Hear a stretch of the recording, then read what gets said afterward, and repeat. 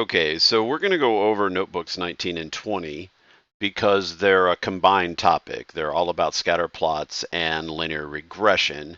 Also, this is a topic that's on the project, so this is going to be an important lesson to go ahead and mark and take good notes on because this will be in the final project, which we'll get more details on tomorrow, hopefully.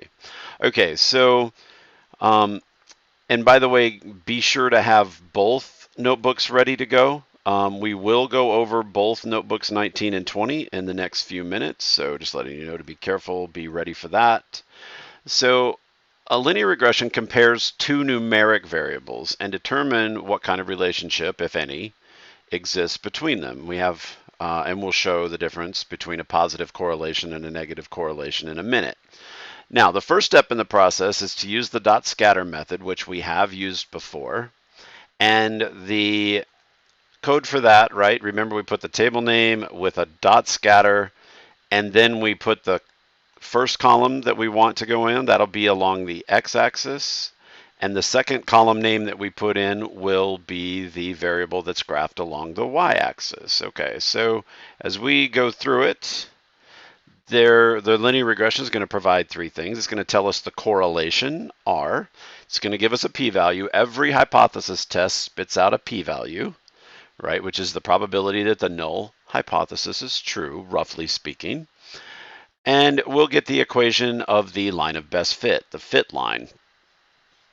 Okay, so how do I do this? The hypothesis testing part is, again, it's in the scipy.stats package. So we have an alias for that. That's stats.linregress.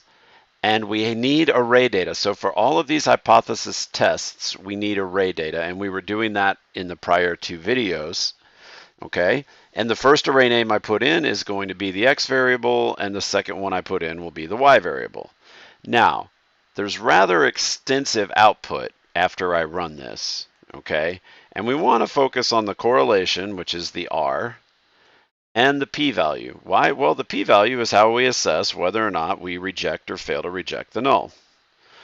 All right, and in this case, you'd see that it's switched to scientific notation, and so this p-value is very, very, very, very, very close to zero. All right, getting rid of the ink there, sorry. Okay. So in Notebook 19, we have several examples. We use the baby table, and we look at birth weights and gestational days. We also look at a CARS table that compares MPG, miles per gallon, and MSRP, the manufacturer recommended price. Okay, so, and we'll see if there's a correlation there. And then we have a correlation demo that'll help. And so after all these examples, we will be jumping into Notebook 20. So this is Notebook 19. Okay. And so the scatter plot, the first scatter plot we're going to look at is from the births table. Okay. And what are we doing? Well, you'll see the graph. Just run this. It is a little show and tell to start here. And there's a lot of code up above. Why? Well, because we have this color-coded, right? The blue dots are the babies of non-smokers. The gold dots are smokers. And they're pointing out that along the x-axis is gestational days. So the one with the arrow there is 181 gestational days and 110 ounces. So you can see that we have gestational days along the x-axis and birth weight along the y-axis. Okay, and the next one, this again, you don't have to do anything quite this complex. A table name .scatter will work. Once again, this is gestational days versus birth weight. And the smoking group and non-smoking group is highlighted. Okay, so now we just have a table and we can see the gestational days and birth weight table. It's been sorted, so we're showing just 5 of those rows. Okay, and again, what's this one showing? We have yet another example with maternal pregnancy weight and birth weight. Okay, and notice that there doesn't seem to be a trend like there was before. But again, that's why we can use the fit line equals true option to help see if there's an association. Now, how do we choose the axes? How do you choose which is the x variable and which is the y variable? Well, the idea is that along the x-axis goes the explanatory variable, and the response variable is plotted along the y-axis. Okay, so independent variable, which is x, versus the dependent variable, which is y. X should be explanatory, and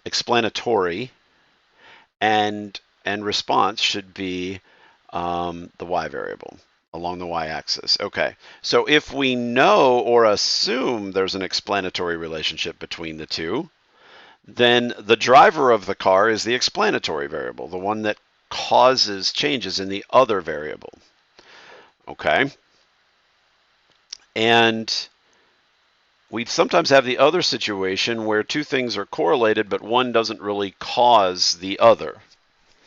For example, siblings' height. So siblings in this, having the same genetics, roughly, or similar genetics, there might be a correlation between the adult height of siblings, right? But it's not the brother causing the sister's height or the sister's height causing the brother's height, So there are situations where things are correlated, but not necessarily related. And in that case, it doesn't really matter which one is X and which one is Y.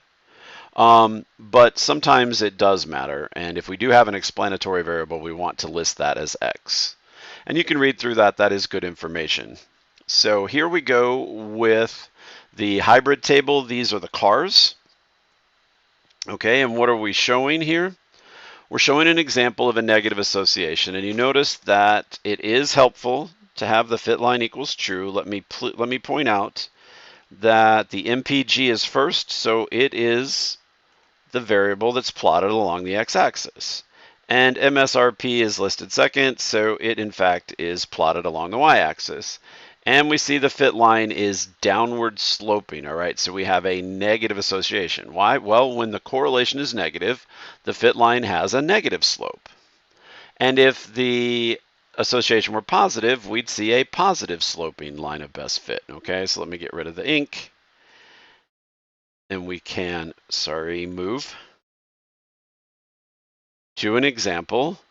Well, this is also an example of negative association, and they're making the point that the fit line always goes through the average value for X, right? That's why it says MPG with the bar over it. That's the average miles per gallon. And the MSRP with the bar over it, that's the average price. And so the fit line does always go through the average of the X values and the average of the Y values. And down here there is, if I'm not mistaken, an example. This is also a negative association. This is, they've changed the output of the MSRP to be in the thousands. And it just makes for a cleaner plot, but it's a negative association. This is also a negative association.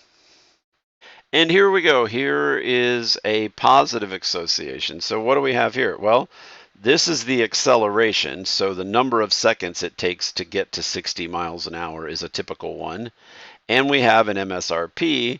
So as the price goes up, right, the acceleration goes up, right? We have a positive association between the two. Now, I'll make the point again that an association is just we have some idea about a relationship that may be there. We need a hypothesis test to verify that association. So the association is not scientific evidence of a positive correlation. The evidence comes with a hypothesis test, which we're going to do in just a moment.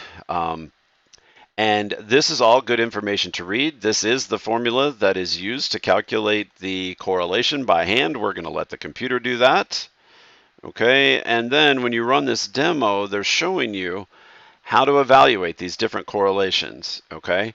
So first thing to notice is that both near positive 1 and near negative 1 are very strong correlations. What do you mean by strong correlation? Well, all of the values are in a very narrow band around the line of best fit, okay? And so even with 0.8, excuse me, negative 0.8, the line of best fit is really clear, right? We can see this linear association, this negative linear association. What happens though when we get near zero, right? When we get a correlation that's near zero, there's not much of a correlation and there's not much of a pattern. So often it helps to have a fit line turned on when we're close to zero, right? It just helps. And you can see, again, near zero, there's almost no line. You can't tell really what the right fit line is just by looking at that scatter plot, okay? Now, when we have a correlation that's a little bigger, right, we call this a moderate correlation, a moderate positive correlation. Yeah, once again, we're starting to see where the trend line would go, where the fit line would go. Okay, so really strong correlations are near +1 and -1, and the correlations near zero, that's no correlation, no relationship between the variables.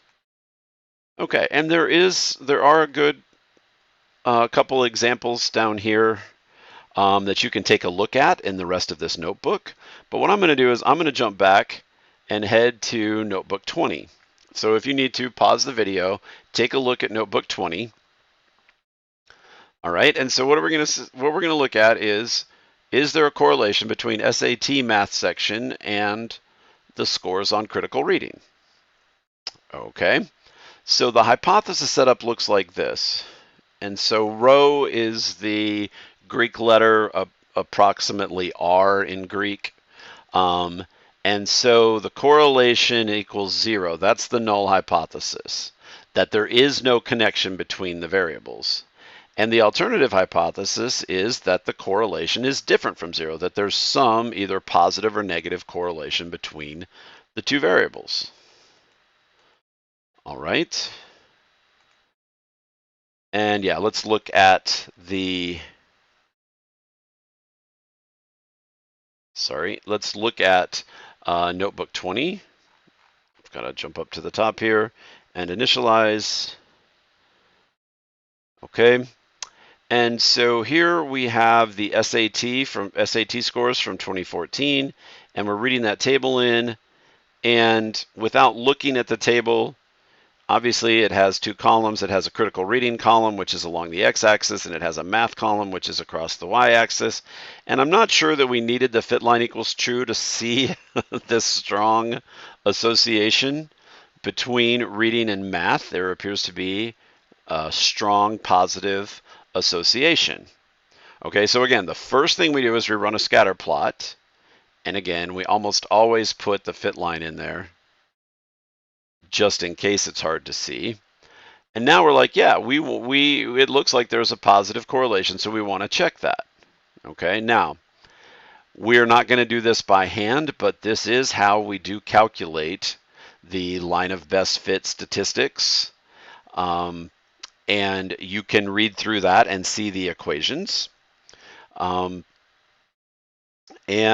so,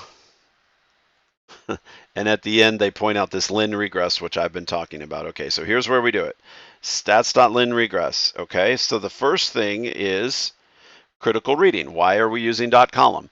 Because we have to have array data.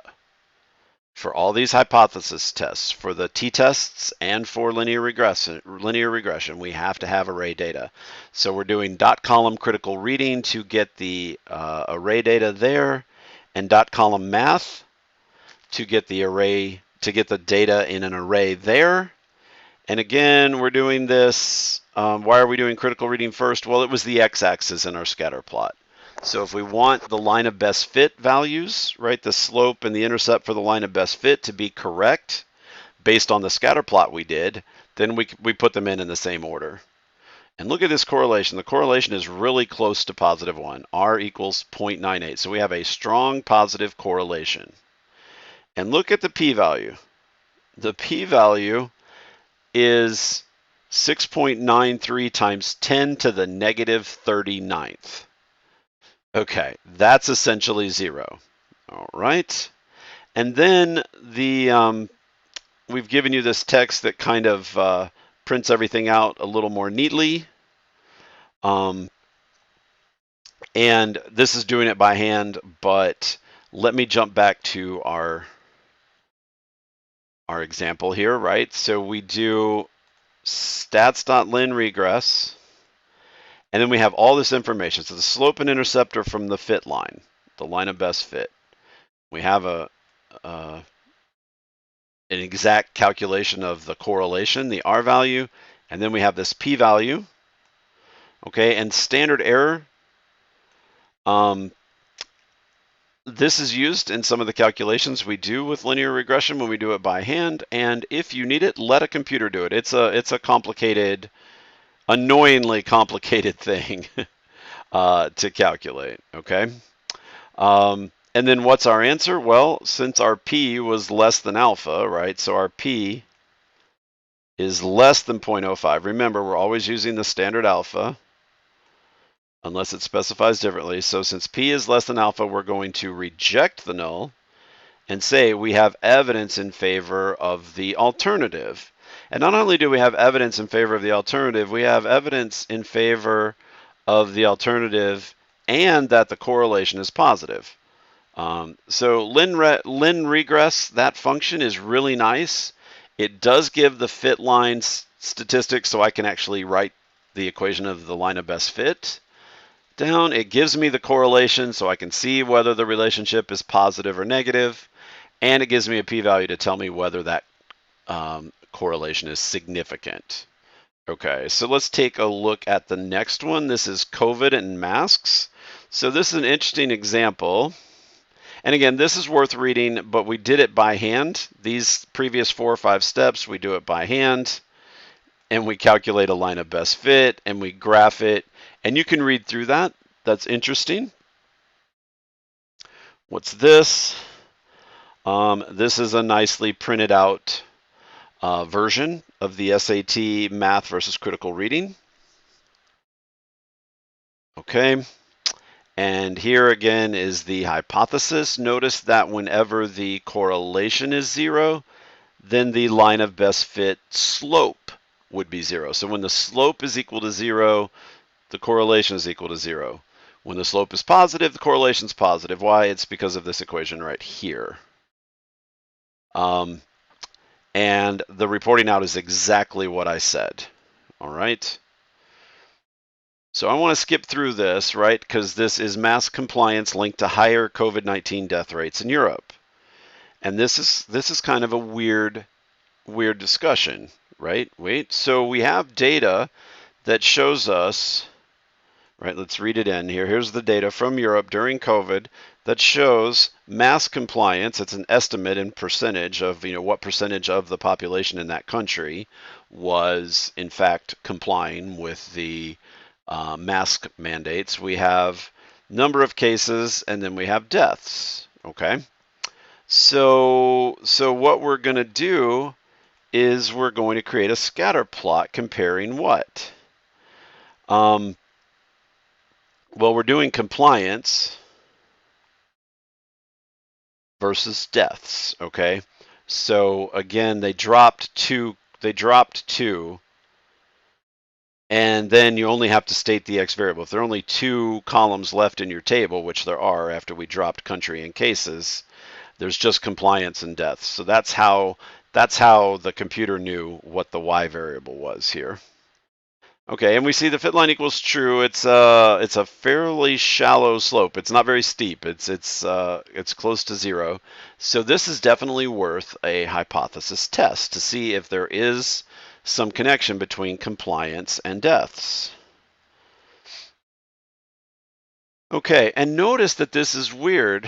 As compliance goes up, the association looks to be that deaths also goes up. You'd be thinking, wait, if masks were really helpful, the higher the compliance is, the more the deaths would drop.